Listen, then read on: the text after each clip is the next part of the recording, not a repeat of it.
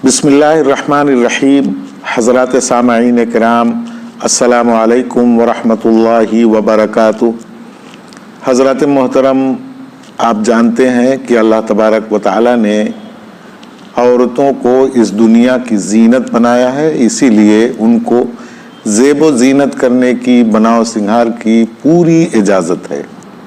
चुनाचे अगर वो ज़ेवर इस्तेमाल करती हैं तो वो ज़ेवर चाहे जिस चीज़ का हो, चाहे लोहे का हो, चाहे प्लास्टिक का हो, चाहे कोई भी धात का हो, आर्टिफिशियल हो, कुछ भी हो, वो इस्तेमाल कर सकती हैं और उनको पहन करके वो अपनी नमाज भी अदा कर सकती हैं।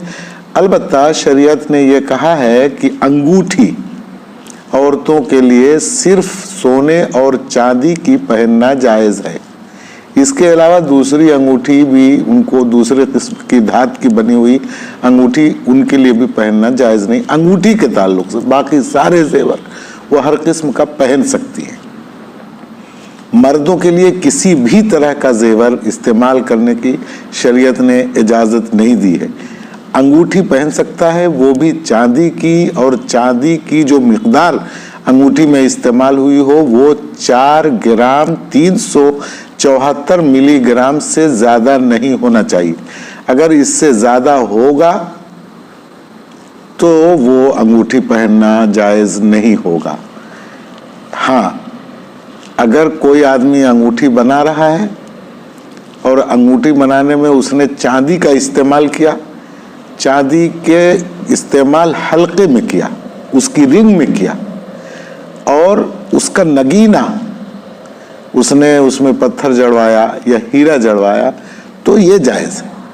लेकिन जो अंगूठी का हल्का है, अगर चांदी के अलावा किसी और चीज़ का होगा तो मर्द के लिए किसी भी तरह से वो जायज़ नहीं। औरत की अंगूठी है वो सोने और चांदी दोनों को इस्तेमाल करके बनाई जा सकती है, और उसके ऊपर, हल्के के ऊपर जो नगीना है उसमें हीरा हो या कोई पत्थर हो तो जायज़ होगा। लेकिन वो हल्का अगर सोने और चांदी के अलावा किसी और चीज़ से बना हो तो औरत के लिए भी वो नाजायज़ है, और मर्द को तो सिर्फ हल्का वो चांदी का ही हो तभी वो अंगूठी पहन सकता है। एक मसला तो मैंने आपके सामने ये रख दिया। दूसरी बात जो मुझे अर्ज़ करनी है वो ये है कि आजकल के फैशन के दौर में बहुत सारे लोगों का हाल ये हो गया है कि सीने के बाल और टांगों के बाल ये छिलवा देते हैं, बिल्कुल उतरवा देते हैं, क्रीम के ज़रिए से भी, अस्तूरे से भी। तो क्या इस्लाम में ये जायज़ है? तो अगर आप फतवा लेने जाएंगे तो हज़रात मुफ्तियान किराम यही फतवा देंगे कि जायज़ है, लेकिन बेहतर नहीं है।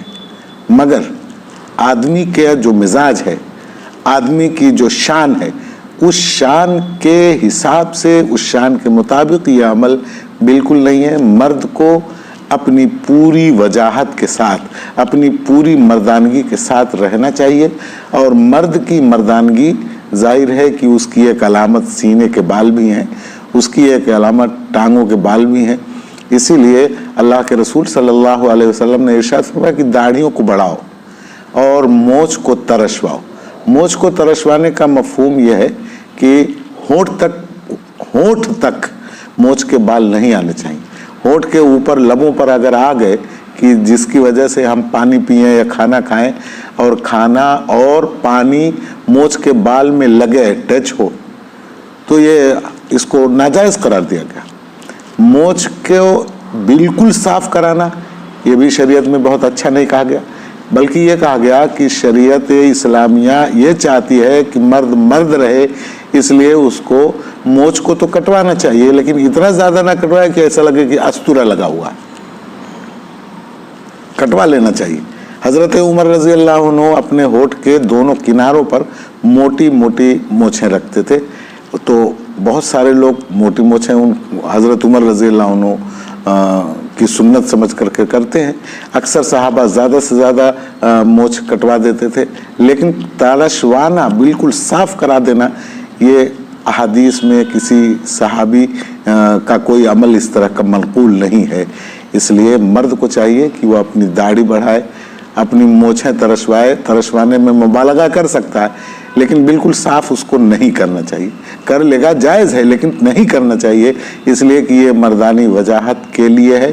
اسی طرح سینے کے بال یا ٹانگوں کے بال اگر کوئی آدمی صاف کرتا ہے تو جائز تو کہا جائے گا، لیکن یہ اچھا معاملہ نہیں ہے، اچھا کام نہیں ہے، اس لیے کہ اس میں اس کی مردانگی کی شان پر بہت بڑا اثر پڑ رہا ہے.